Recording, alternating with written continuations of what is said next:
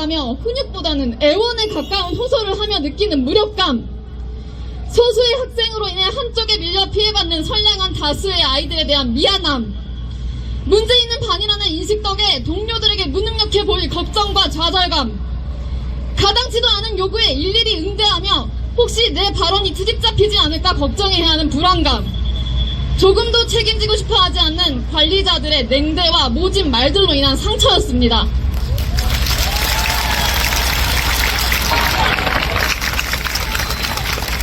저는 그래도 선생님 아프지 마세요, 저희가 잘할게요, 힘내세요 하며 작은 쪽지를 건네는 아이들에 대한 책임감 때문에 새벽에 응급실을 전전하며 밤을 새고서도 출근을 했습니다. 저만 참으면 된다며 교권보호위원회를 열지 말자는 교감 선생님의 말씀에 저 역시 일이 커지면 아동학대로 들어올 고소가 무서워서 넘어갔습니다. 그렇게 조용히 지나가면 되겠지, 내가 운이 나빴던 거라며 다독였습니다. 그리고 더 큰일이 생기지 않았음에 안도하며 아무것도 하지 않았습니다. 많은 교직의 동료들이 남일 같지 않다, 나일 수 있었다라고 말합니다. 이건 상투적인 공감의 표현이 아닙니다. 정말 저일 수 있었습니다. 그저 기사화되지 않고 다들 침묵하셨을 뿐입니다. 이것은 소수가 겪는 문제가 아니라 현장의 모든 교사들이 매일 마주하고 있는 현실입니다. 공교육의 붕괴라고 불릴 만큼 심각합니다.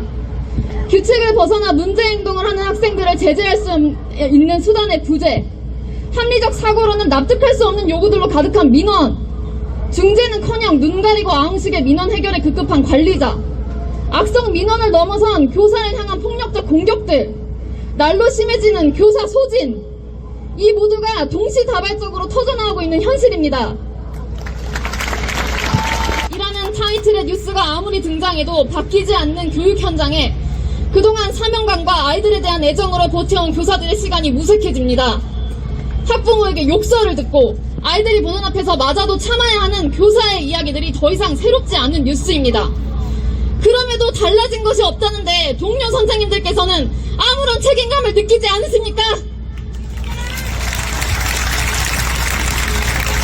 저는 너무나 미안합니다. 교직의 동료들에게, 망가진 교실에서 버티고 있는 선량한 아이들에게 죄책감을 느낍니다. 문제를 느껴온 교육 현장을 바꾸려고 더 큰 목소리를 내지 않았기 때문입니다. 노력해도 바뀌지 않는 상황이라고 무기력에 빠져버린 제가, 포기해버린 우리가 잘못했습니다.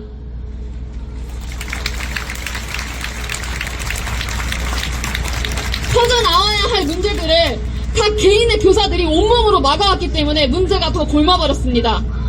우리가 교육자의 길을 선택하면서 의무이자 자긍심이라고 믿은 사명감이 교육 현장을 이렇게 만들었습니다. 사명감과 학급에 대한 책임감, 아이들에 대한 사랑이란 이름으로 문제들을 참아내고 버텨온 것이 잘못입니다.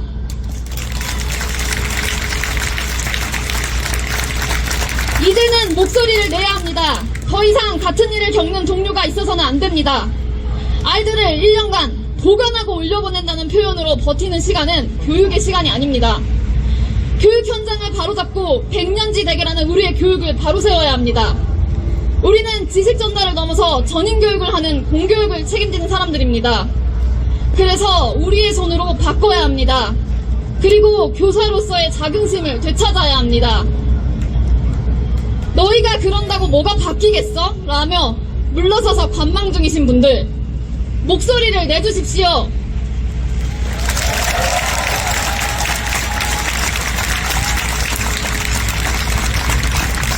교육 현장에서의 실제적 경험에 기반한 지혜가 필요합니다. 한 사람의 100걸음보다 100사람의 한 걸음이 더 위대하다는 걸 보여줍시다.